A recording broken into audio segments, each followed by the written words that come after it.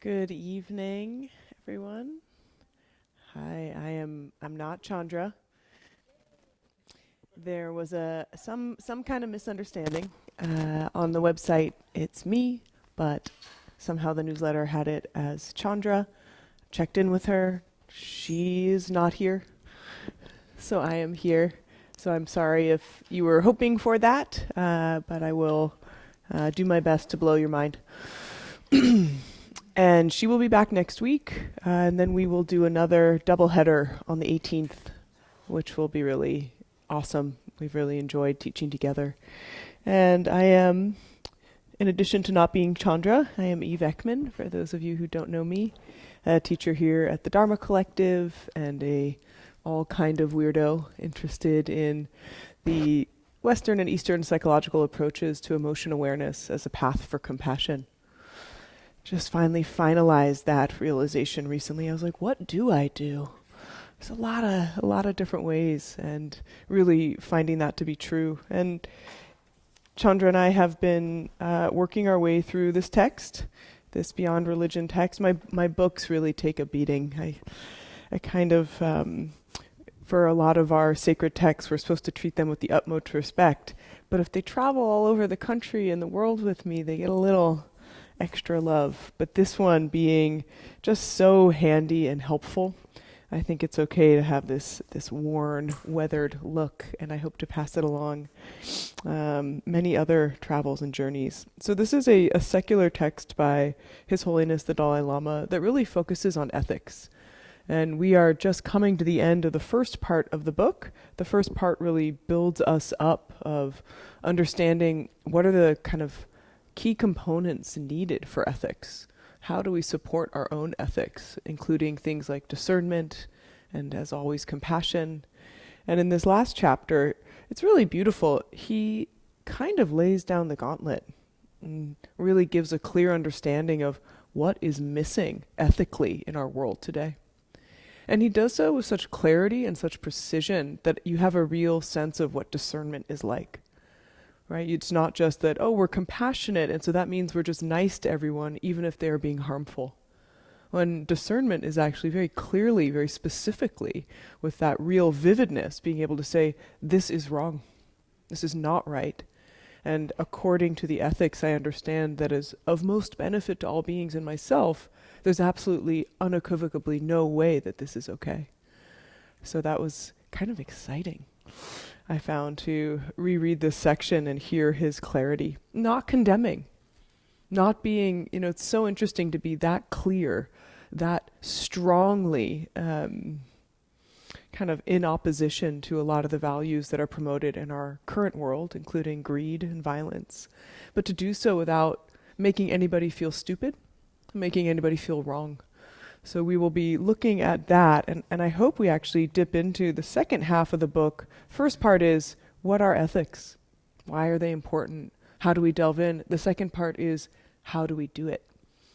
So we kind of come back to mind training and Lojong, which many of you in this community who've been coming, we've been working with these same tools for a while, so it's nice to hear how His Holiness is applying them directly to our ethical behavior.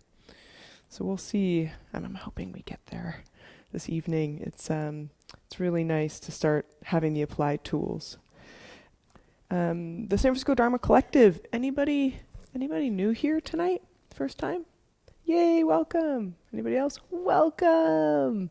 So we are a volunteer-run center.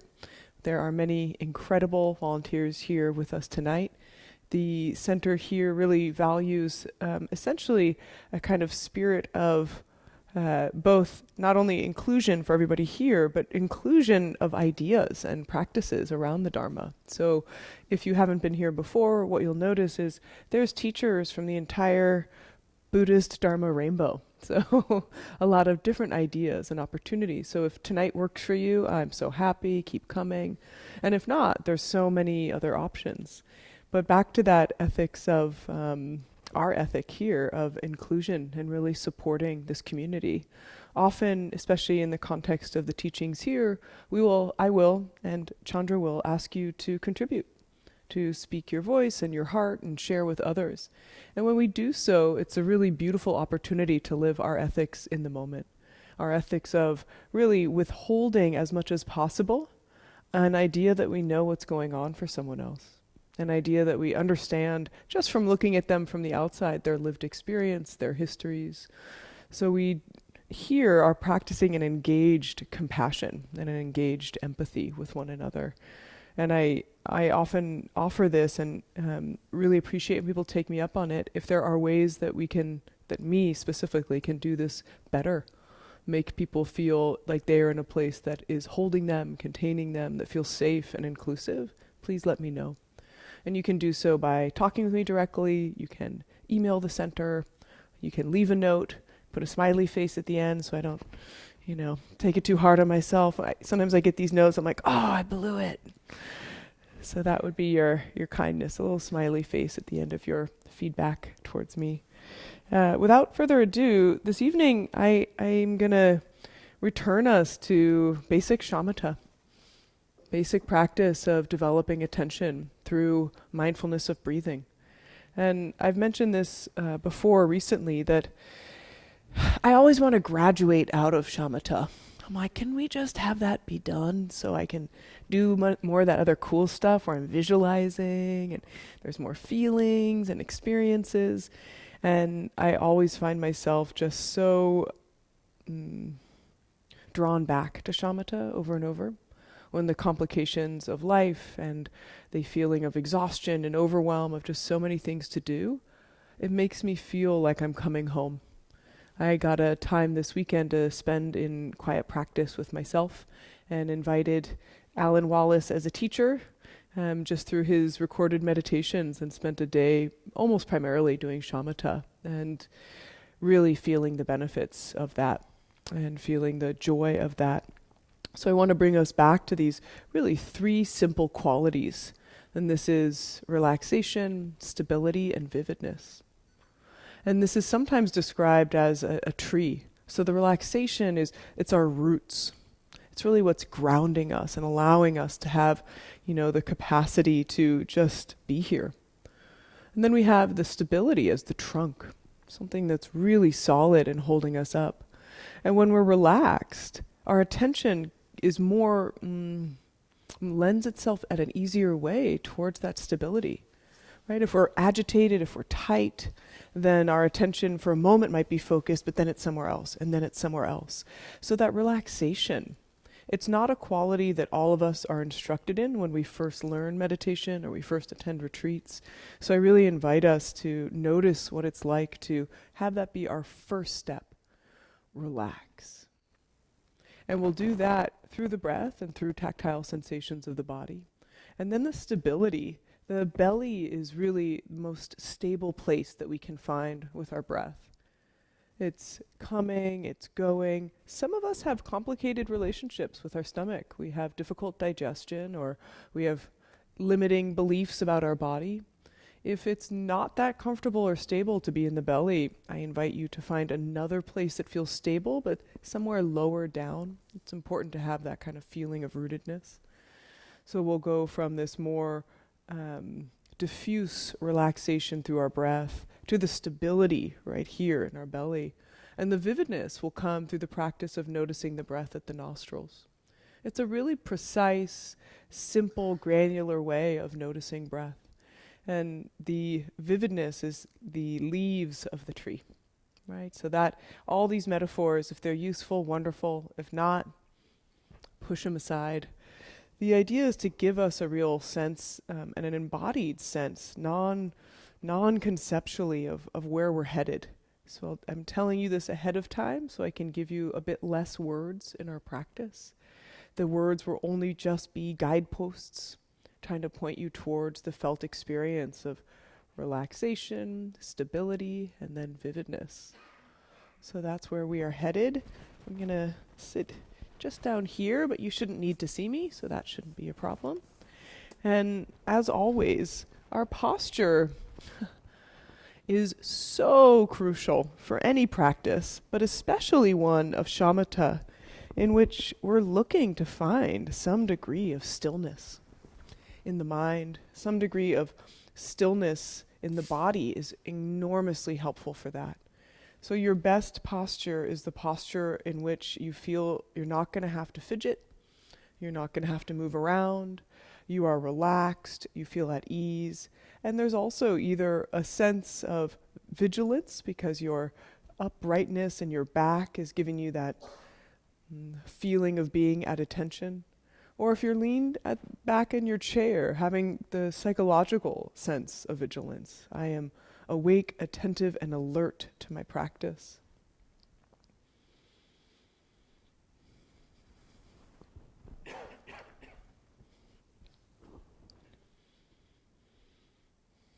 And just checking in and making sure that your head is evenly balanced on top of your neck. We may find ourselves more prone to getting lost in thought when we are leaning backwards. And we may find ourselves, of course, in a bit more of dullness and even sleepiness if we're leaning too far forwards. And feel just the slightest lift of the chest upwards, helping elongate our spine and invite a quality of ease to the belly.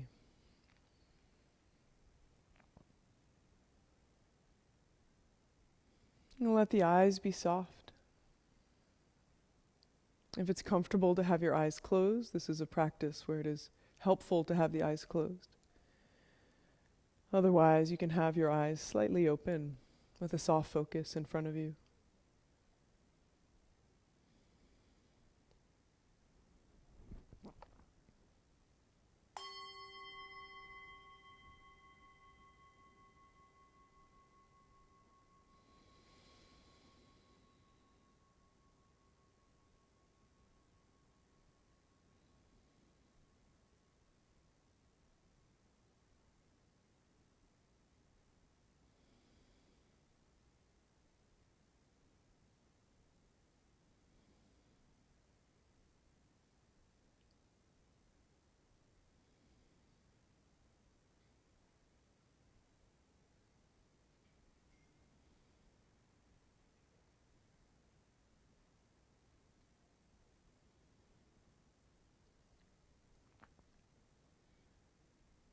As we're settling into our body and our breath, we get a sense of where our mind is right now.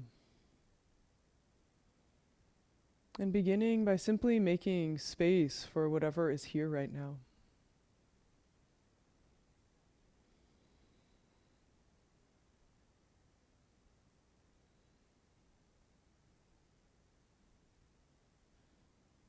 Inviting this quality of relaxation from the first moment. If the mind feels tight and busy, relax around the tightness and the busyness. If the body feels tired and dragging, relax around the tiredness. Infuse it with relaxation.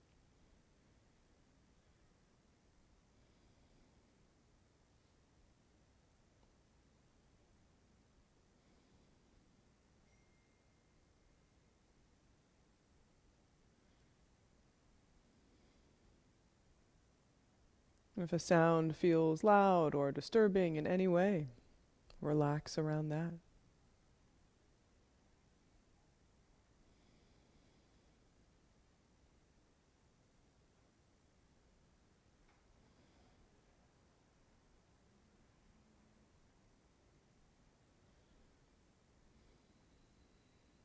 Relax and release any tension that is between the eyebrows or around the forehead. Soften through the eyelids, as though you were unplugging the eyes.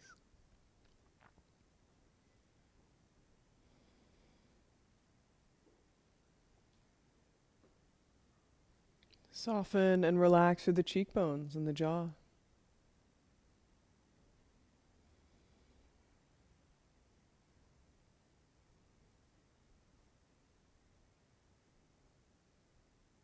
And continue inviting this quality of relaxation throughout the body.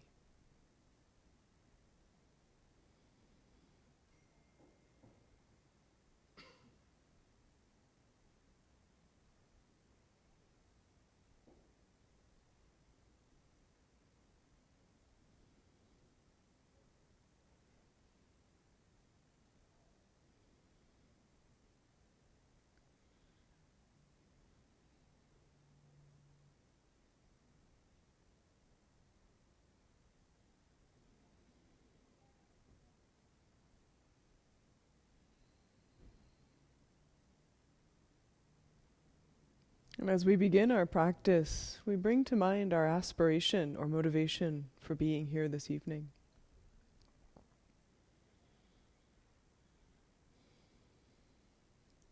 Considering an aspiration and motivation most meaningful for tonight. This may or may not reflect an aspiration and motivation is more overarching, our greater vision.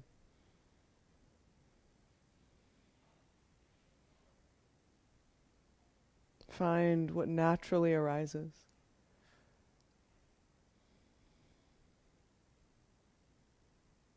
And repeat it softly to yourself, making it clear.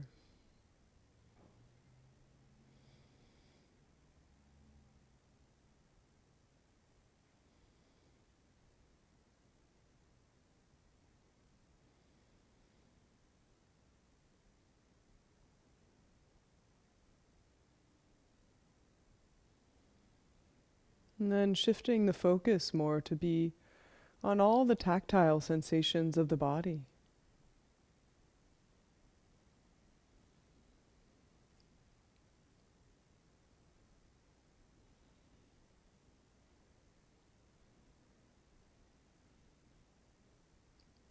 You may notice the entire body, breathing, sensations more associated with breath. You may notice other areas of tension or tightness. Let the attention be free to wander in the tactile sensations of the entire body.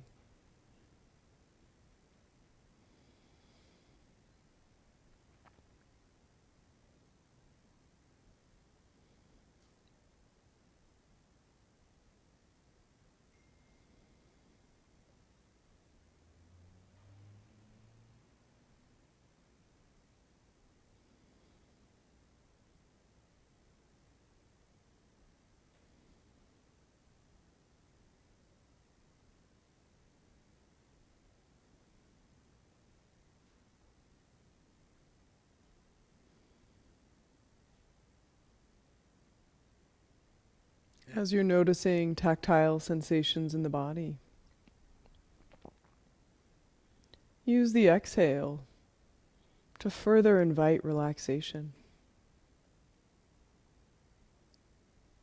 As you're noticing the body, you're inhaling. And through the exhale, relax and release any tension.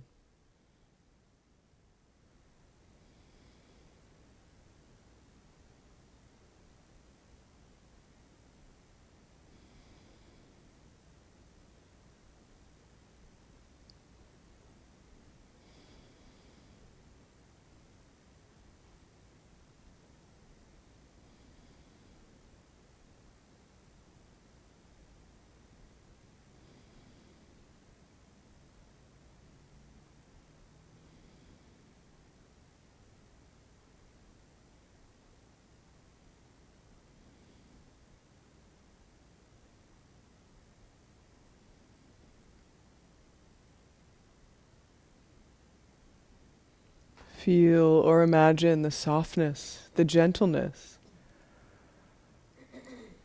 of simply being in this breathing body, noticing sensations and relaxing through the exhale.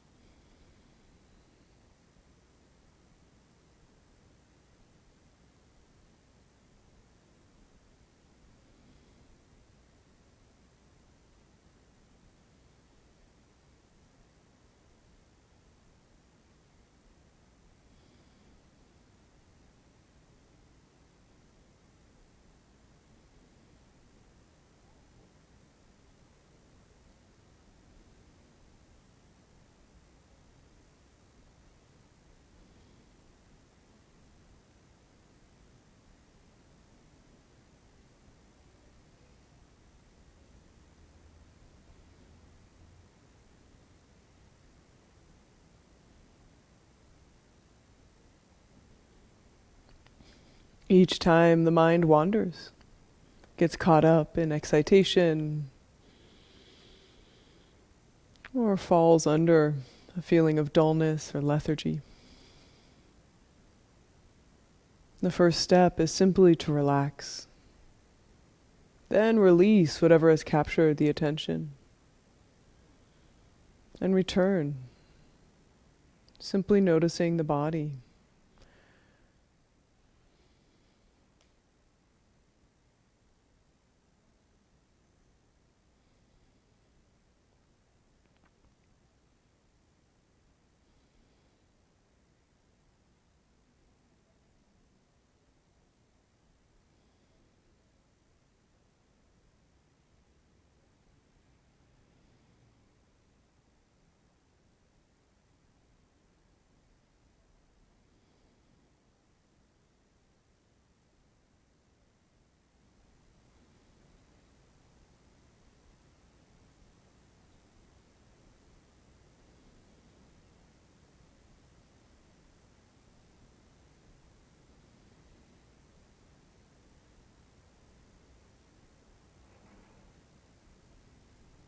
This noticing of the body is from within the body, not conjuring an image of the body or imagining we are seeing it from the outside. Bring the awareness of the body into the body.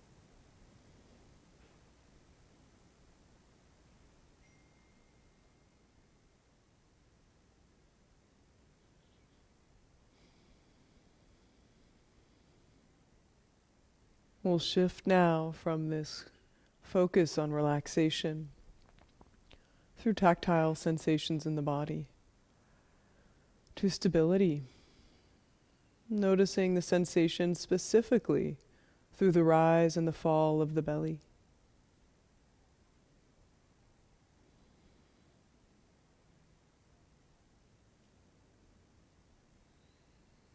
Inviting our awareness to descend.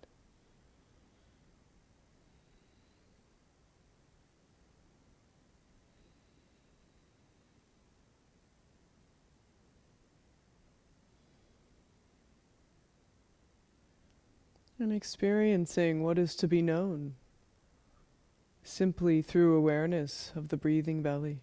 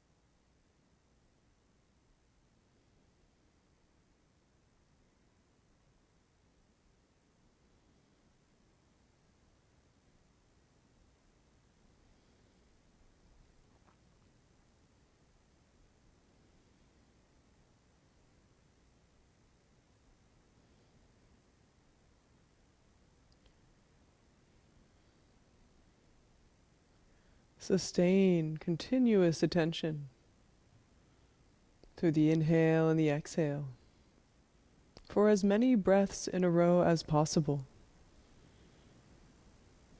without engaging in striving or efforting.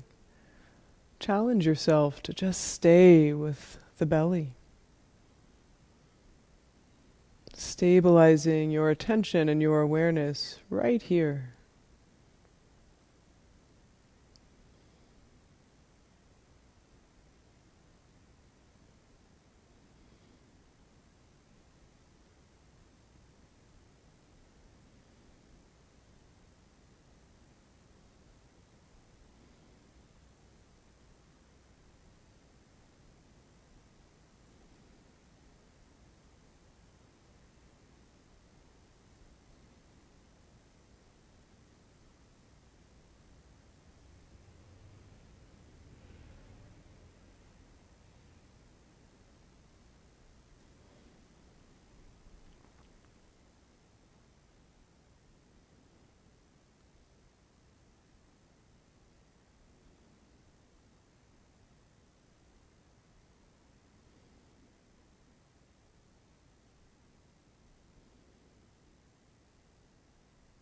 If it's helpful, you can use counting to support the sustained attention. At the very top of the inhale, before you exhale, silently to yourself, count 1 through 10. Maintaining the majority of your awareness still at the breathing belly, but applying this simple technology of counting to help keep our stability here.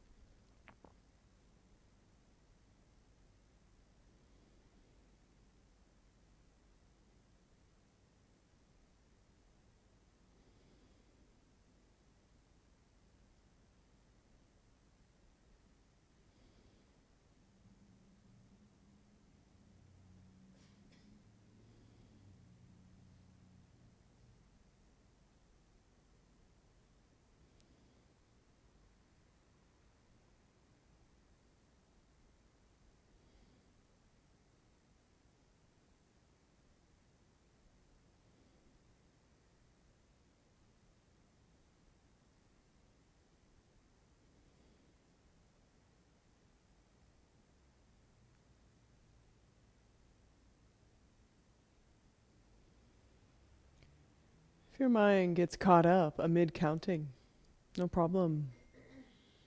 Relax, release whatever has captured your attention, and return back to one.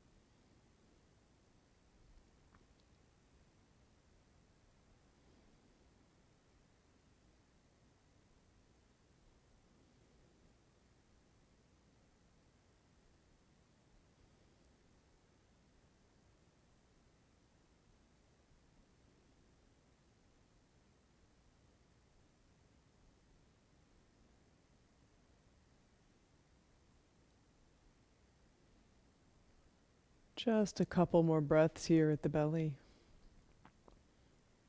refreshing your interest, these sensations of the rise and fall of the belly.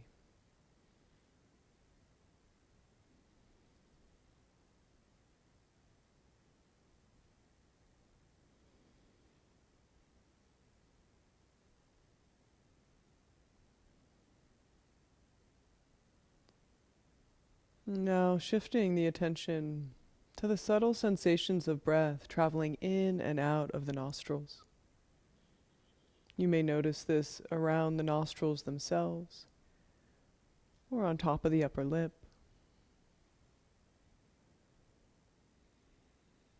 Find an area where you can have just a glimpse of the sensations of the air traveling in and out. And bring your attention here, vividly noticing these subtle sensations of breath.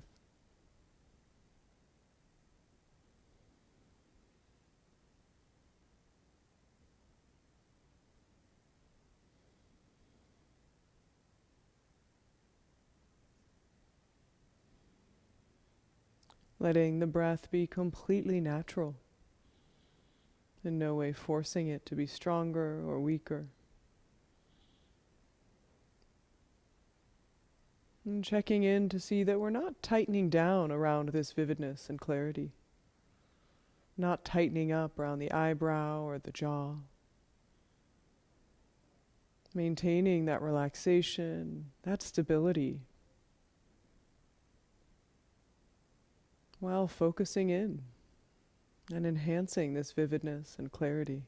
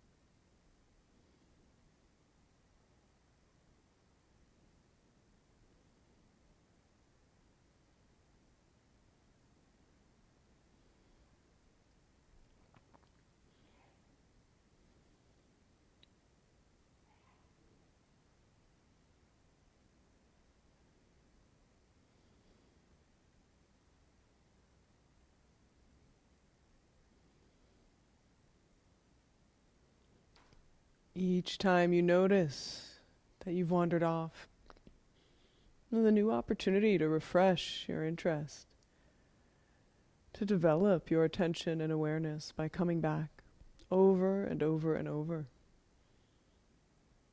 Finding the subtle sensations of breath at the nostrils.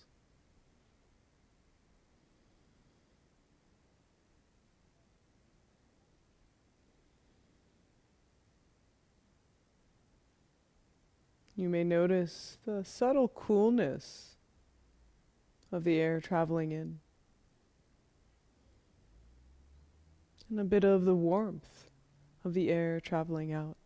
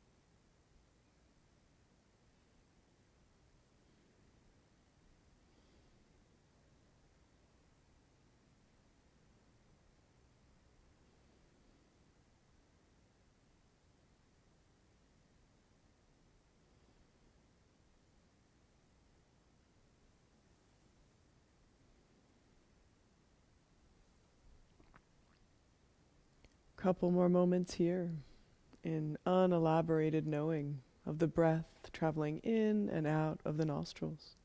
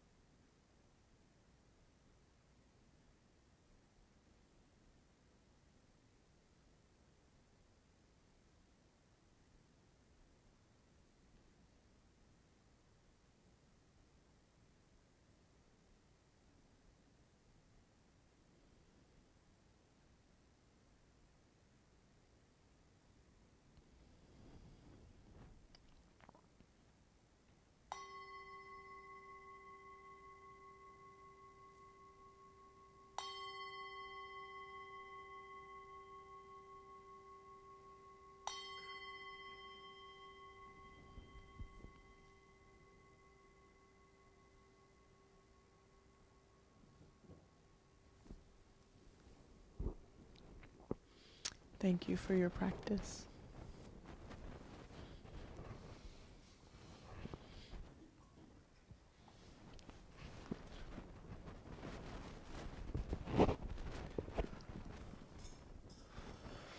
Questions, reflections?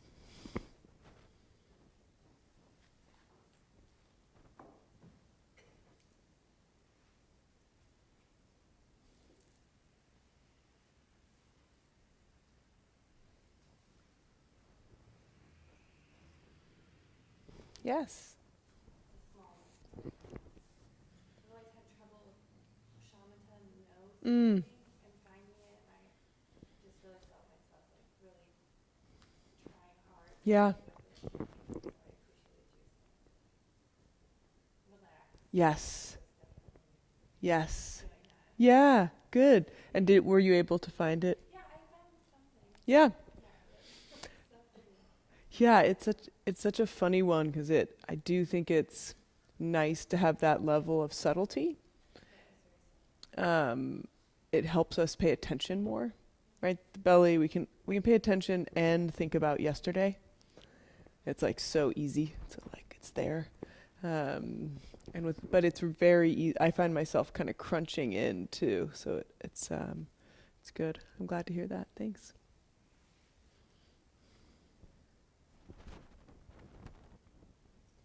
Yes. Everyday life. So when we're here, it's very clear, the breath, the focus. But as soon as we get out of work or something like that, I feel that it goes out the window and all of this technique. And I was a stupid question because the more you do it, the more it will integrate. But do you have like a code word? Like if you feel yourself veering, you can bring yourself back to this practice, because that's my challenge. Yeah. Yeah. No, not a good question. Not a perfectly good. And I think an eternal question for all of us, even if we've been practicing for lifetimes. This one I actually teach a lot in the hospital. And I teach it in the hospital as a practice you can do in the elevator. So you focus on your body for 3 breaths, you focus on your belly for 3 breaths, and you focus at your nostrils for 3 breaths. So that's not the luxury of time that we have here together through guidance to really settle in, but that's a great way to bring it off the cushion.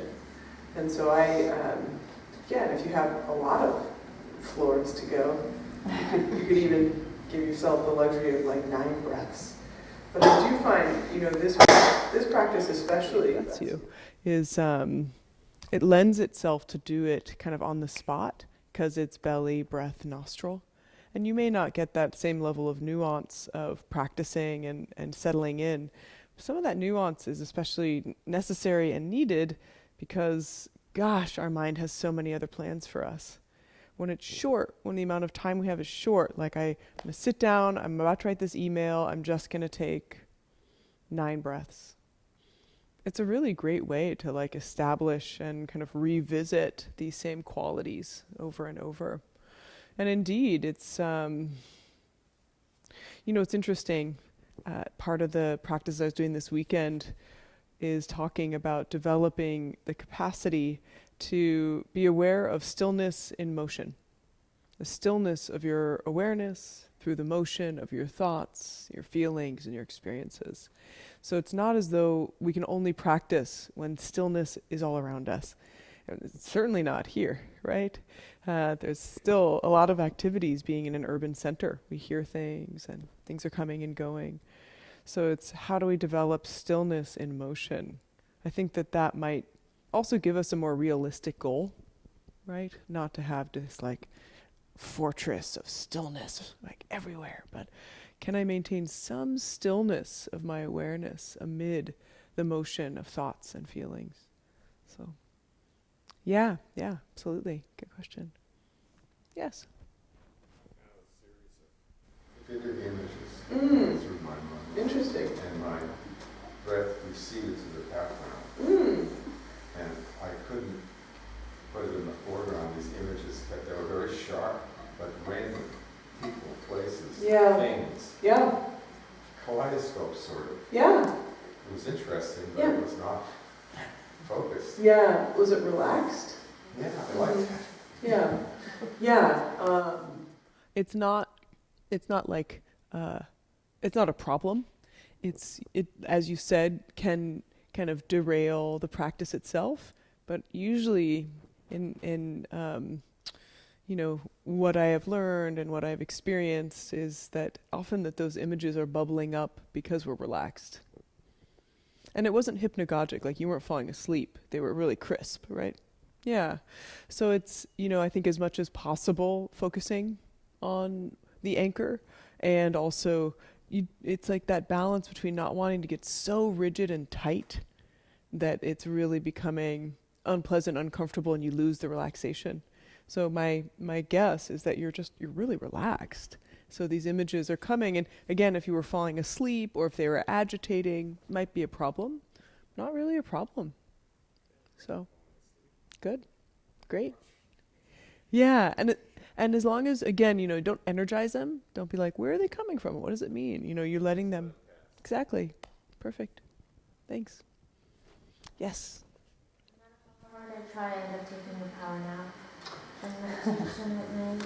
So I even had my eyes halfway open and Yes. I still fell asleep. Standing. Standing. I think that's going to have to be... Yeah. Standing's great. Almost every retreat I do, I'm evening session standing. Totally. Yep. And power naps are great. But not what you're looking for. So yes, I really recommend standing. And with standing, just in case other folks are interested in trying it, I have some shoulder ache, so I will wrap a scarf around myself and just tuck my hands in. Sometimes maybe the hoodie might be good enough, but you want to, even though you're standing, you want to be comfortable. And surprisingly, you don't notice how uncomfortable standing can be until you're trying to standing meditating. So really finding, a way that your arms feel comfortable and your shoulders feel comfortable. So yeah, great. Any last questions or comments? Shamatha, okay. Kind of good. Yeah. I really, as those of you who are here often, I really like to give us a lot of fence posts with shamatha. Otherwise, I think we can really cultivate dullness in our practice. I'm kind of focusing on my breathing, but it's just kind of everywhere. And, that's a problem. That's a really big problem. So I hope that the signposts are useful. I've mentioned this before, but I'll say it again. the Cultivating Emotional Balance has a SoundCloud, and it is free. And there are many of these shamatha practices on there by myself, by Alan, by my co-teacher Ryan. So if you like it, it is a lot to remember. So if you want to hear it so that it becomes something you can guide yourself in, please go after it. They are Cultivating Emotional Balance. Yeah. Yeah, and there's all sorts of focus and shamatha practices there. All right. So we're going to start here on ethical mindfulness of everyday life.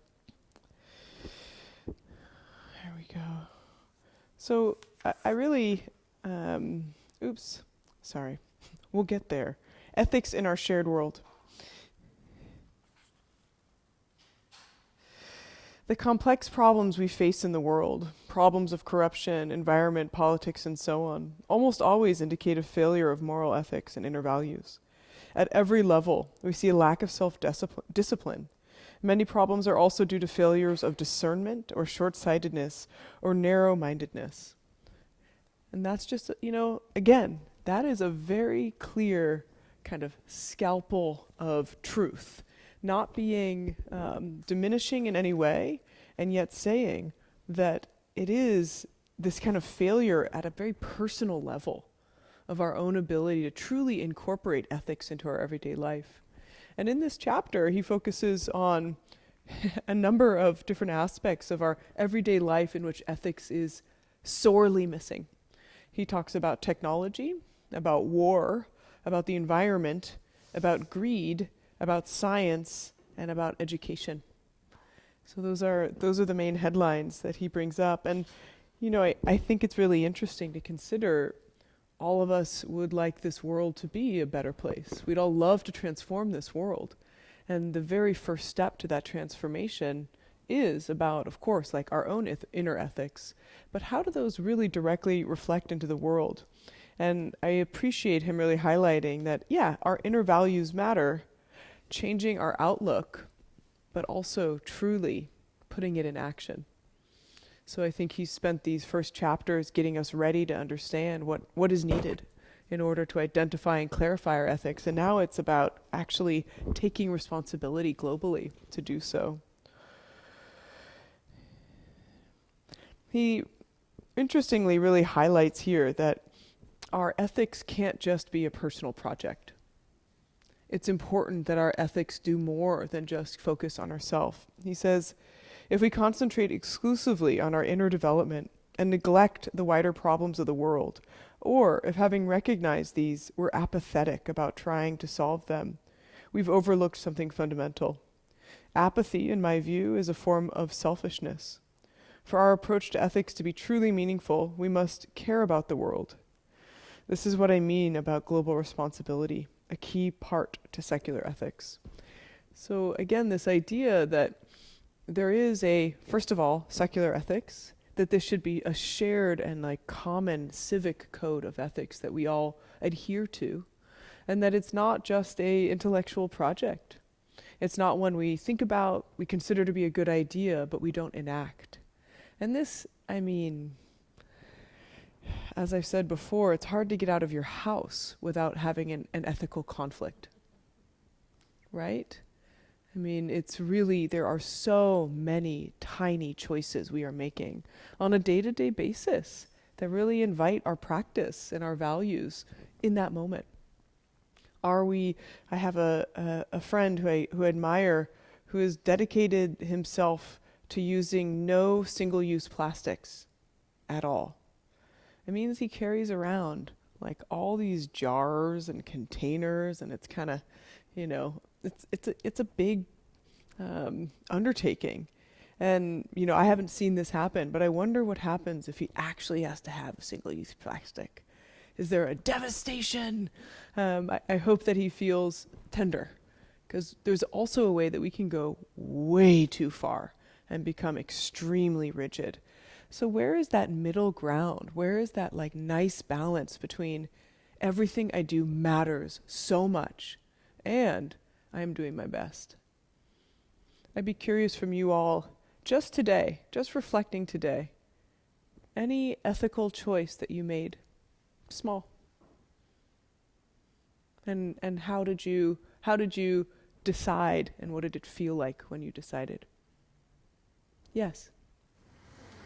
I wash the dishes in my house, and every day I try very consciously to use the least amount of water possible. Beautiful. And I've noticed that, at the beginning, I was always very tight about it, and because it took me longer to do it. But then I had the fortune to see the way in Mexico the street vendors have to wash their dishes for the people that they serve, and they just have like a big, like a tank of water, of clean water, and with that they have to do everything. And I've stood there and seen how they do it, and I apply that same technique. Nice. And it takes me a while. Yeah. And so I decided that I just was, I was just going to make peace with that and let the time flow as it needs to be and do it. And that's what I do. Beautiful. Thank you. That's a great example, right? It's simple. We do it every day, hopefully. And there we are with this question of, this is what I know to be right for the planet, right? And it takes me longer. Oof. I think efficiency might be the enemy of ethical behavior. Right? Yeah. Anyone else? Can you think of something? Yeah. 75% of my clothing and housewares are secondhand. And I made that decision a long time ago, and it's become just a part of my life that I don't purchase new items except for underwear and some basic things. But pretty much everything, 75, 80% of what I own is secondhand. And I also have made it my life's work to recycle textiles to prevent them from going into landfill, and that's become part of my business as well. Wow. So I've made a very big conscious effort to just one human help the environment that way. Yeah, awesome. Yeah, and on a daily basis, it's probably not even that effortful, because it's so... It is? Okay. If a million people make an effort every day, it's going to make a difference. Yeah. One person may not, but if we all do something, it will. It does. Right. I think I meant the effort of, it's become an ingrained part of your decision making. Yeah. Yeah, it's, gosh. The problem with buying new things is that it does temporarily kind of help us soothe, right? It feels good. It's an addiction. Yeah. Yeah, absolutely. Yeah. Yes. Mm-hmm. She doesn't let me be around her. Because if I wash, she immediately tells me to go away. Okay. So it's not so easy. Yes. It's so pleasant. And I understand that we have to, but I also all the time think, I need to keep my personality. And my personality is not to throw water away. Yeah. It's just a little bit different. Yeah. Yes. Yeah, no, I think it's, again, it's like, how do we uphold our values without becoming too rigid? Yes. Yes. And then, of course, how do we peacefully coexist with others around us? Wow. It's a whole other evening. We won't talk about that tonight. But yeah. Anyone else? Yeah. Okay. Yeah. It's like pouring rain. I'll even ride in the rain. I have a rain suit. But today I knew I was getting a ride home after the meditation. And so I was like, okay, if I ride my bike, I'm going to try to put the bike in this car. And I was just like, you know what? I'm just going to take an Uber. And I really don't like Uber. Yeah. But I didn't give myself enough time to walk. So I started walking, and I was like, not going to make it because I had to open for the earlier meditation. So I took an Uber. Yeah. But I don't do that very often, but it was okay. It's okay. But I did not enjoy I was in there. I was like, oh, I should have just ridden my bike. Yeah. Yeah. But it was okay. Yeah. Yeah. I think, and I think it's important to notice how we are with ourselves when we are not maybe finding the way that we would most like to show up in the world. Because if this work doesn't feel good and truly nourishing and wholesome, our adherence to our ethics won't last very long. So we really have to be gentle even there too. There's a couple interesting aspects that he talks about, especially with technological progress. A lot of this chapter, he is a bit out of his lane, right? Technology, the environment, it's not his expertise. And yet there's some clear observations that I feel really, I'm impressed by. So he says, never before have we known so much or been in such a position of control over so many aspects of our planet. This situation raises a very serious concern. Is it possible that our responsibilities are now growing too fast for our natural capacity of moral discernment to keep pace? Can we trust ourselves with the power that science and technology have brought us?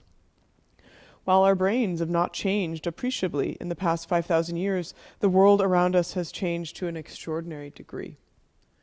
I found that an interesting kind of reflection on what are the ethics needed in our current culture and society, and how much is that evolving, even from what happened with our parents' generation or a generation behind that. It's a little bit mind-boggling. And I'm fortunate to have a couple friends who do work in ethics. One does ethics in technology, one does ethics at end of life. And these are extremely complicated issues. They are ones that I'm not sure if I would say that we're growing too fast for our natural capacity, but I do think it means that we have to find new ways to continue to really keep up to date on what's being asked of us. Even this idea of reusing all of our clothing or conserving water. That's absolutely not something my parents' generation thought about, right? So how do we keep up with the demands and the needs of what our world is asking for us to stay as much as possible aligned with our goals of having true human flourishing, which means that there's enough for everybody.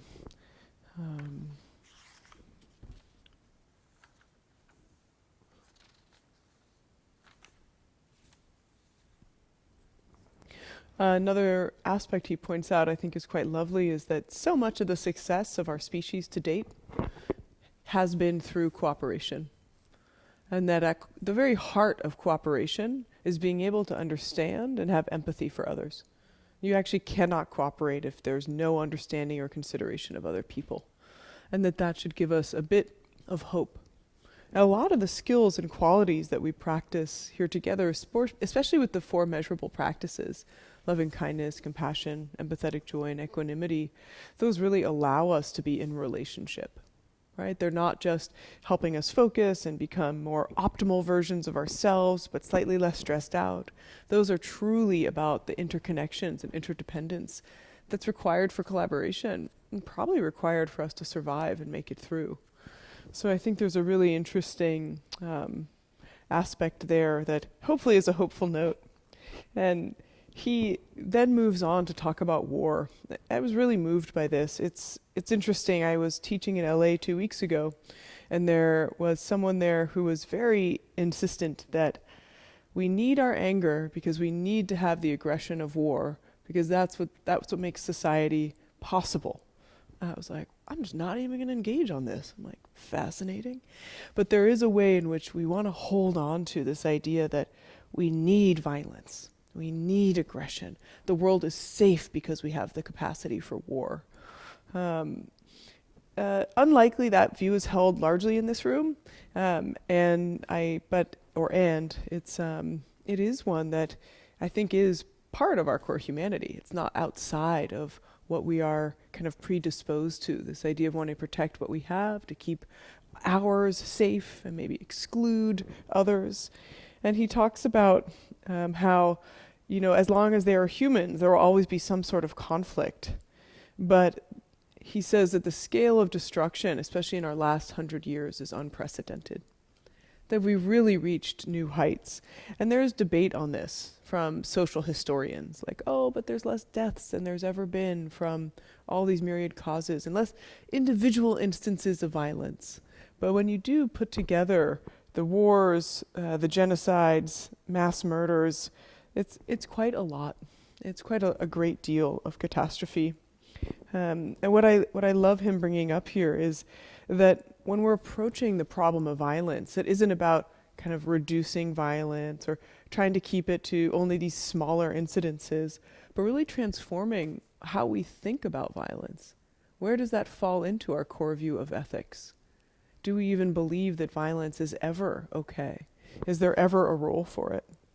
So he says that when we approach the problem of violence in the world and thinking about how we create a safer world for future generations, we must do more than just appeal to politicians and their adversaries to exercise restraint.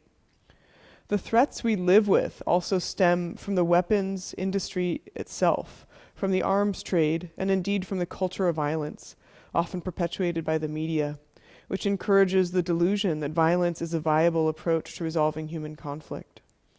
Really, what we need is a fundamental shift in human awareness. For in all but exceptional circumstances, violence only begets further violence. To suppose that we can achieve peace through violence is therefore altogether misguided. I just would love that to be sent on a memo to every world leader. And not that it would be convincing per se. Yeah. Yeah. Yeah.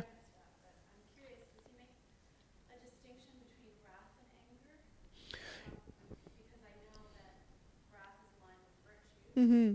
As opposed to, anger being reactive and wrath being responsive. And Yeah, he will, in 2 chapters on destructive emotion. okay. But in this, when he's talking about, violence, and that distinction is such an important one. And when we think of, the potential for harm that can come out of anger, it's when there is an intent of ill will. And with violence, there's an intent of ill will.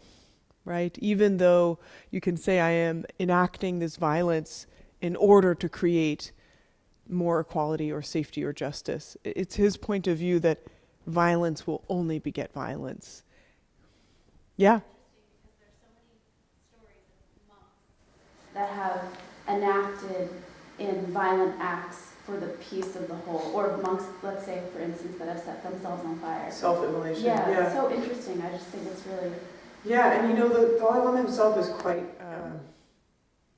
not so much in favor of the self-immolation, even though they are monks of his, who consider him their spiritual leader. And then, yeah.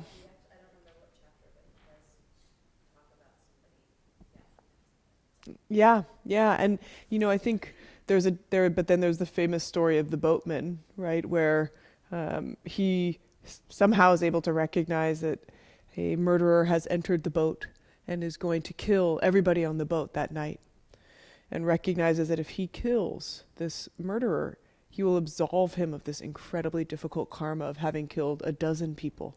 And he will, because of his motivation of true compassion, absorb that karma for himself of killing just one person.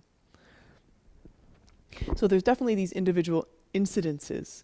And yet I think here, especially this chapter being kind of like the global, or like the shared, like what are we all doing together? And there's then a next part here that I really appreciate. He says the only way to reduce the level of violence in our world is for more and more people across the globe to consciously adopt a stance of disarmament. Disarmament is compassion in practice. What is required, therefore, is both inner disarmament at the level of our individual hatred, prejudice, and intolerance, and outer disarmament at the level of nations and states. That I found just such a beautiful way of understanding how we work with or kind of manage that impulse for aggression. Because if we look at it at the most kind of subtle level, we think, oh, I'm not a violent person. I've never even hit anyone. I'm not violent. We look at our individual thoughts, our feelings, how we kind of exert or express ourselves in the world. There can be a lot of aggression there. Subtle and not so subtle, of wanting to kind of dominate or get our way. And it's one of those many painful things that becoming a more aware person will show you. Right, these subtle forms of aggression and dominance that really are kind of counterintuitive to our desire of peace and being of service to all beings. And this idea of inner disarmament, I was really curious. Just hearing that phrase, it really inspired me. Are there aspects internally that you can reflect on of like, yes, there needs to be some disarmament there? So he says here, hatred, prejudice, intolerance. For me, I can see, where are the judgments? What are the kind of armed judgments we have against who? That are truly creating that feeling of aggression, dominance over others.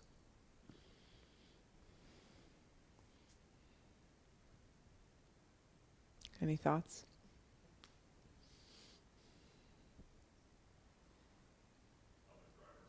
Other drivers, right? Totally. I mean, even, has anybody been listening to these impeachment hearings? That sounds like armament to me. Yeah, and listening to, let's say, whoever, listening to the opposing side. I'll try to be neutral. And the way that those arguments are made, what's inside of me is quite strong, right? And quite intense. And there's a real, fortunately, I'm nowhere near them and can't really do anything. But if we're really thinking of body, speech, and mind, there's an absolute experience of aggression at the level of mind and maybe speech if I had anyone to talk to about it. But usually I'm listening on like a little break or a walk around. Yeah. And what does it mean to disarm internally? I mean, what he says here, I love it. Disarmament is compassion in practice. And back a couple chapters ago, he had the same thing. Forgiveness is compassion. And there's a way in which this disarmament's almost like forgiveness in real time. We're just undoing, we're kind of unraveling some idea around being dominant, being right, knowing what's right for others. Yes? What I find interesting with the trials that are going on, a lot of people that I used to have conversations with, I'm not listening, I don't want to know, I don't want to hear anything. So that's really scary that they're shutting down and going, I'm not going to listen. Right. Yes. And that is, sometimes that's where, this was a conversation we had here a lot right after the election, right? What's the healthy way to be with news? Or what's the healthy way to be with that which we recognize to trigger us? And there may be a point of time, and that could be months or years, where we just don't engage. We realize that that is truly the most wholesome for ourselves. It's not the way that we can live our entire life, because it's pretty hard to be of service to the rest of the world if we're shutting ourselves out from the rest of the world. And yet, there's, I've had this conversation with a number of people. We cannot be of service to others if we are not ourselves okay. And so there is a process there where we need to be finding our own equilibrium, and that might be abstinence from news or abstinence from engagement, as long as we don't think that that's some sort of ongoing ultimate solution. It's nowhere near that. Yeah. Yeah, I mean, with that, you can't really isolate yourself entirely. You're going to read headlines. Yeah. So, don't dive into it. I don't really need to listen to it. But that doesn't mean that I completely tune it out. Yeah. It's possible to completely do that. Yes. But it's more of a small dose. Yeah, and I think the small dose is a wise middle way. I also think that being really clear with our motivation when we are turning towards that kind of news or that kind of engagement. There's also, this can happen in our personal lives. Our friend whose life is always a wreck, right? And when we reach out to them, are we doing so to kind of out of a true motivation of helping, or is there kind of a fascination or interest, like, how bad are things right now? How can I help? Oh, it'll feel good to help. They always love my help. And the same thing, like when we're engaging, what is our motivation? And I try to get clear with myself, if I'm going to look at the news or listen to the news, am I really engaging with my bodhisattva vow before I do so? I am listening and I want to be compassionate to whatever I hear.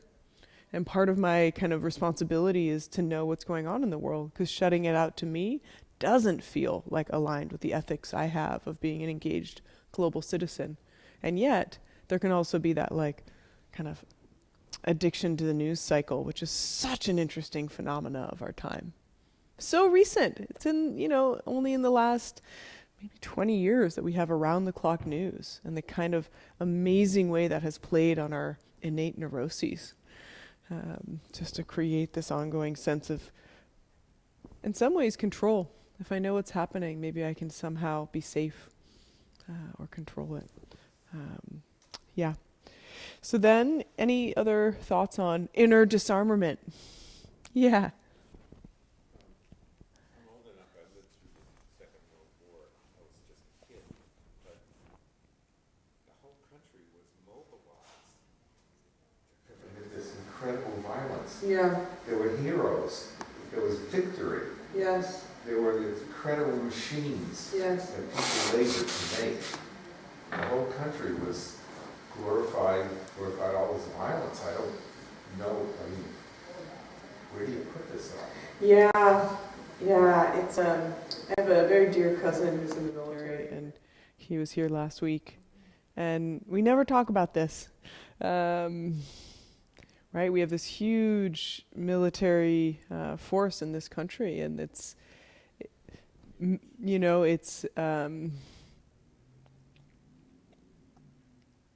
there are a lot of very intelligent, very caring, very compassionate people in the military and who support the military.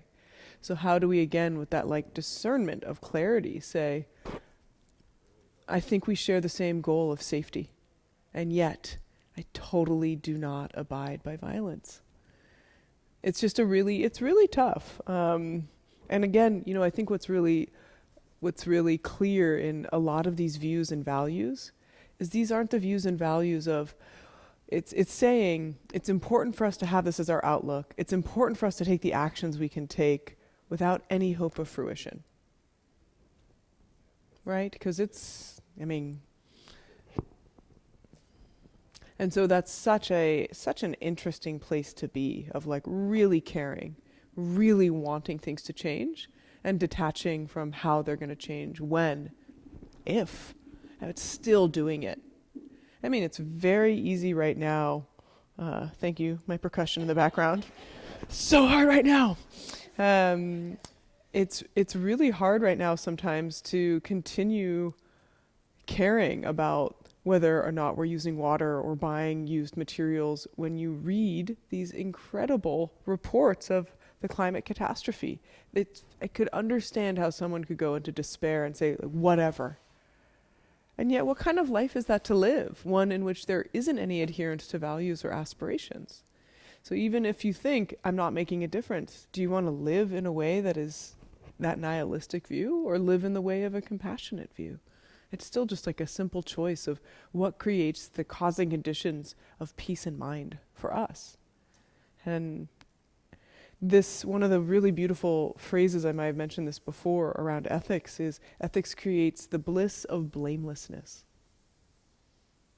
That bliss of feeling I have done in accordance with my highest virtues. I am really living according to my values. Sure, I blow it sometimes, right? Doesn't say that, but it should, right? We are doing our best. So how do we have that kind of flexibility as well?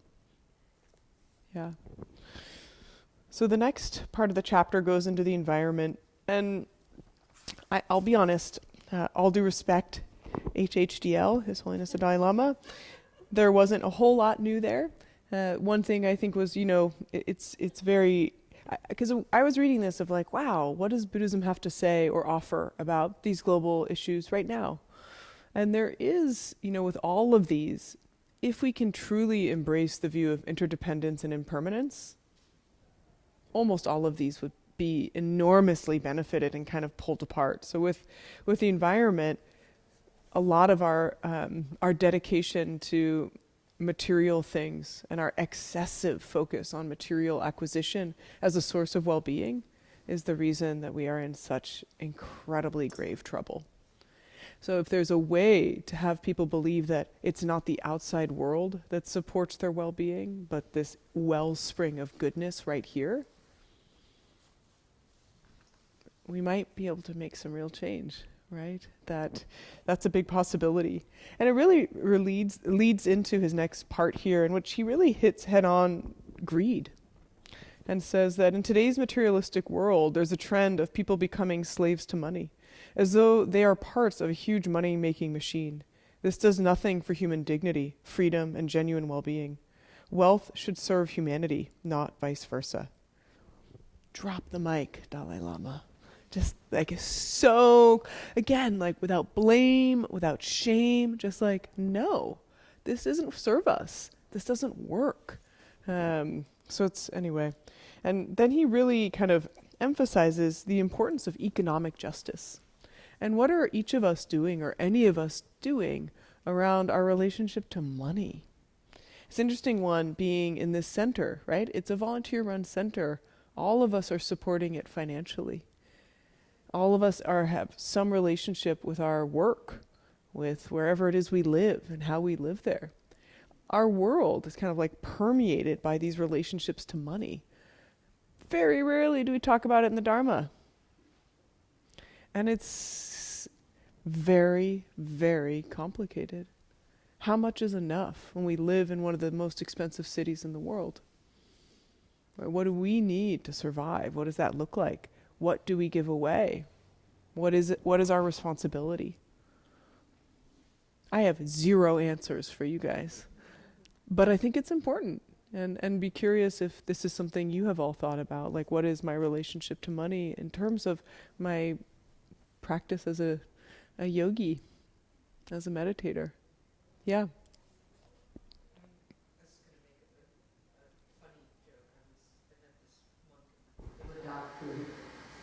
Money came up and he said, "Money is the funny." And he gave this big laugh, and it's sort of true. But it is a real struggle.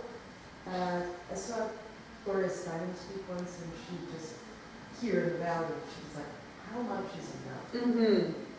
And it really struck me, because that's the question that I keep asking myself, like, how much is enough? You know, living in this super expensive city, and it's a question I guess everybody has to kind of answer for themselves, but it seems like a good place to start. Like, what do you need in your life that's just enough? That isn't like, you know, some of the people who here, these billionaires, I mean, what do you, I honestly find myself saying, what do you do? What do you need all that money? I mean, I genuinely have answered for myself, like, I don't need that. You know? I just, one more quote from Krishna said, you know, I just want to be comfortable and assured, I don't need to be rich.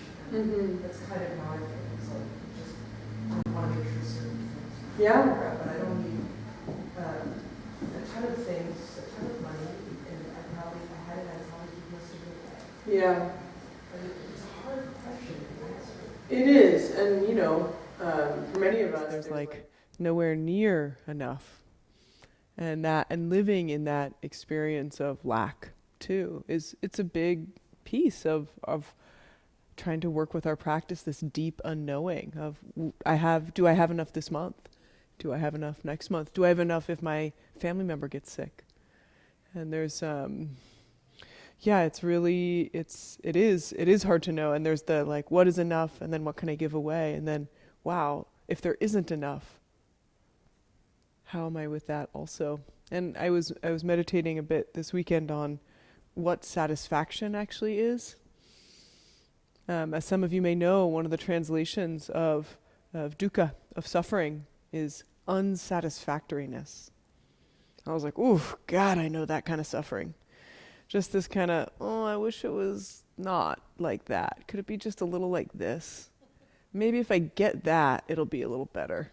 Right, and it's really at this root of craving and aversion. But what is satisfied? Right, what is enough? How does that actually feel? And so I've been spending the last couple of days noticing when I feel satisfied. Like, oh, this is satisfied. Oh, this is satisfied. And kind of trying to develop a greater sense of when that's present. But I think it's a really tough one. And like right here, these guys are living out here in tents. That's not enough.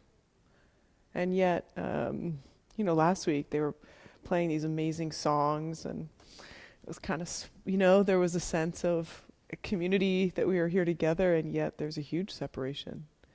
And what's our responsibility as Dharma practitioners, talking about compassion for these guys? I have no answers. And yet part of me tonight, and this is something I'll be talking with Chandra about, is, well, what can we do? We are a community, and we are here in practice, and largely to fortify ourselves to be of service in the world. And maybe there's more. Maybe there's more we can do. So I'd be curious your thoughts. It's, all of us are already doing quite a lot. I'll speak for myself. I'm doing quite a lot for my family, those I love, the world that I serve and how I serve it. But it's, there's a lot there. And economic injustice, especially in this city, in this moment, is very, very much in the realm of our ethical lives and our ethical way of being. So stay tuned for figuring out what we might be able to do and where, because the amount of need is so great. Even if you decide, yes, as a collective, we're going to do something. All right, let's drop a list of everything that could be done. Oh man, we're going to need a day long, right? Like there's so much. So I will... The care packages, yeah. I think that's a nice idea. Maybe we could return there. Yeah, I'm. It shouldn't just be the holidays that inspire this, but somehow they kind of do, in all their weird cheesiness. So, the last part of this chapter, we didn't get to the applied part. Sorry, guys, but it's going to be so nice to return to the Lojong. I think in these next couple chapters. So Chandra will get you guys through the ethics of restraint, the ethics of virtue, and the ethics of cultivating our positive behavior and inner values, altruism. It's just the richest, most beautiful stuff there. But the last thing that he covers in this chapter around how do we make our ethics truly global is around education, early education. I think we have some educators in the room. You guys are like the most important people in the world. And he talks about how much it's needed to have this civic education of ethics for our kids. It's not really learned necessarily in any other format these days, and what that might look like. And he suggests, of course, again, he's like, I'm not an educator and I have no idea yet. It seems as though the teachers, of course, have to represent the values that they're sharing. And for me, my first thought is like, how do we just support teachers more? If they feel supported, if they feel the kindness, it'll naturally become part of how they communicate and how they model. And definitely probably some clear education, but I've been pretty heartened by the social emotional learning curriculums I've seen out there. The center where I work, the Greater Good Science Center at Berkeley, small plug, we have a really nice social emotional learning toolbox online that's totally free for educators. So if that's something that's of interest to you or people you know. And he really kind of starts wrapping up this first part of the book by saying that the exercises of attentiveness and cultivation of inner values, so our shamatha and our four immeasurables practices, this is what allows our ethics to enter into the everyday world. So it's great for us to have a conscious idea, to question them, to think about our ethics, and then how do we do it? Well, we have to not forget. We have to not forget over and over and over. Most of us are pretty clear on ethics that will really be of service and of benefit. How do we remember them as we are having the desire to buy new things or whatever it is that we are assessing as might not be the most ethical way of being in the world? And the Dalai Lama, because of being from this lineage of Tibetan Buddhism, the definition of mindfulness isn't the the one that you hear commonly used in the secular context here in the United States that's based in Theravadan Buddhism. It's one that's really based on remembering or recollecting. So mindfulness is remembering. And at a very core, it's remembering what the values are that really matter. Remembering compassion, interdependence, and impermanence. So our mindfulness is bringing us back over and over and over and over and over so that we remember, we keep in mind those basic values. So with that, I really can talk about this book forever. It's so delightful. Let's take a moment to really consider our values here together. And at the end of our session, to dedicate the merit, which essentially means recognizing and offering that our work here together has benefit. And coming together and reflecting, meditating, practicing this cultivation of mind and heart. That we intend for this to be of the most benefit, so that all beings could be safe, all beings could be free, all beings could know ease.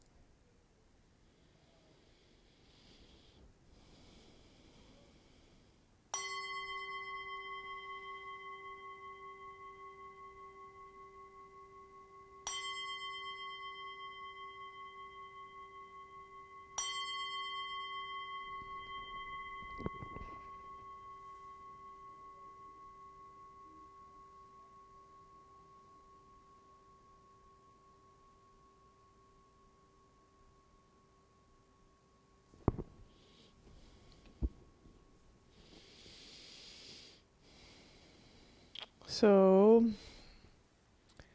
next week is Chandra, and then we are together here on the 18th. Wonderful to be here with you all. And please consider your contribution to this center as it fits you, knowing that we are doing our best to keep the doors open and that your contribution really matters. So, thank you.